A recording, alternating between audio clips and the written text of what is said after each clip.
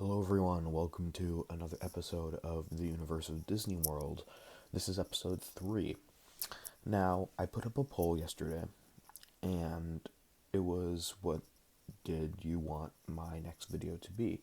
And like I said before in previous episodes, you're basically going to be able to vote for the content on this channel on the Instagram page. So, like I said, please give that a follow if you're interested in seeing what the videos are going to be for this channel. Obviously, a lot of it's going to be just me deciding on what to do, but some of it, like recently, just to get this kick started, has been all them.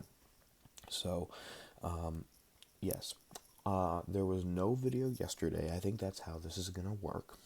No videos on Thursdays, but videos on every other day of the week. Thursday is going to be my brainstorm day, so I kind of have to plan out what the next week is going to look like in terms of videos. So I think that's what I'm going to do. So anyway, the poll that I put up was whether or not you want me to do one or two videos. One of them was my favorite extinct Disney attraction, which was going to be a very interesting episode, or my top 3 queues for rides. And it was a very tight race, and that top 3 queues won by 1 vote. So I'm going to do the top 3 queues. I have my list here of my top 3 queues. I'm going to explain what they are. I'm going to explain why they're my favorite. And, that's going to be about it for the video. And I wanted to do a top 3 kind of series, but what I think I'm going to do is my favorite series. So you saw the series where we say love it or hate it, which was last video, and this is going to be the introduction to Universe's favorites series, and we're starting off with the queues. So my favorite extinct attraction will also be, on that favorite kind of playlist, if you will. But yeah, so let's get right on into it. Okay, so coming in at number 3, this attraction is amazing as it is, but the queue does such a good job of letting you know that maybe the thing you're encountering is real, and it takes some very unique artifacts and culture, and it mixes it into the queue. 2 of these queues, by the way, 2 of my favorites are in Animal Kingdom, so Joe Rohde, excellent job. Expedition Everest. So, Expedition Everest queue is just absolutely amazing. And, you start it, you go through the Yeti Museum, and then you go through, the Yeti Museum, and then you also go through the summits. I think it's called the Seven Summits traveling group or something like that, or expeditions. And you go through these areas that have the gear to do it, and it's just absolutely incredible. I don't really go through the solo. I don't really go through the main queue that much. I normally just go to the single rider if it's open, but it's not open right now because of the virus. So basically, what they're doing is just sending everyone through the normal queue. So I think this is only my second time, my past time in the normal queue, because I just go single rider. And I forgot how amazing it is. It's just absolutely beautiful. It does a great job of immersing you, and it sets up the ride perfectly. So that is number 3. Number 2. Okay, so my number 1 and my number 2 were literally razor thin. But at the end of the day, number two is the other Animal Kingdom attraction, which is Flight of Passage.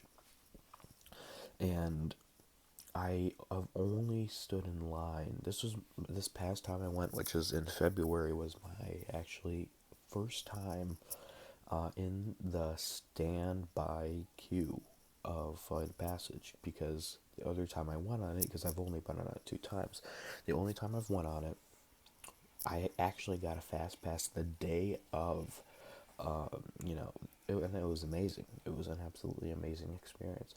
But for standing in line, I mean, it's just a whole nother experience. I mean, you get to see that Avatar in the tube with the liquid, and you get to see the rock from the movie that the humans are there for, and all these little details and all these crazy inventions. And then you go through this long corridor, and there's the bioluminescent plants, and you can hear the monkey sounds, and you can hear something in the bushes, but nothing's there. It's just really, really cool. Like I said, sets up the ride perfectly, and then you go through, like the human aspect of it, like the human bunkers. So it changes the pace pretty quick from this natural. In the beginning, you go through the caves and you see the drawings that the Na'vi have done, and you slowly transition to humanity, and I really like that. I really like that. It's amazing. It's amazing, and not to mention the outside of the attraction. Like, normally when you're standing outside an attraction for a queue, it's just kind of boring. But the scenery that you get to stand in on that ride outside is absolutely incredible. It is just absolutely incredible. So, yeah. Flight of Passage, number two. Absolutely incredible. Number one, Tower of Terror. Number one, Tower of Terror. Wow. I mean, I just am blown away by this ride. It is one of my favorites on property. And I'll explain to you why it deserves the number one, because you guys are probably thinking it doesn't even compare to Flight of Passage. And I have an argument that says it does, and it eventually overtakes Flight of Passage. So in the outside area we were talking about before with Flight of Passage, that when you're standing outside an attraction, you need to see something. You need to kind of be blown away by the line. And that's more of the beauty of it. But what Tower of Terror does with its outside portion of the line is build anticipation and build fear factor. You're going through those little turns, and you see the huge hotel looming over you. And then you see, the signs that say courtyard, pool, lobby, all that. I think that's really cool. You go up to this fountain area, and the fountain has vines on it, and the whole area is just completely overtaken by nature. And then you start to head to the hotel entrance, which, there's the sign of where it was built. I think it says 1937 AD. And, you go into the building, and everything changes. It is so cool. And you go in there, and it's the lobby of the hotel, and you see that centerpiece with the raven, or with the bird, or whatever the bird is, and you see cobwebs in there, you see chairs, you see hats that were worn by people, and you see cups of tea that are still half full. You look in the cups, and there is tea or coffee or whatever that is still half full in there with cobwebs. The hotel check-in desk. This is incredible. The attention to detail. Like, yeah, the Avatar in the tube is cool, but this is it just blows my mind every time I see it. It blows my mind. And then you either get sent to the right, which I think everyone is right now, or you get sent down to the left um, when you get to the part where they tell you how many are in your party. Now, I've actually gone both ways, so I have actually split left, and that area is really cool. You get to go past the old elevators that have been smashed up, and you can see that to your right as you're walking, and then you can see some creepy statue to your left there, and it's just really, really cool. You go into the pre-show room. Pre-show is great, and I'll do pre-show. My favorite pre-shows, maybe is another video. I'll do that. So that'll be another part of the favorite series.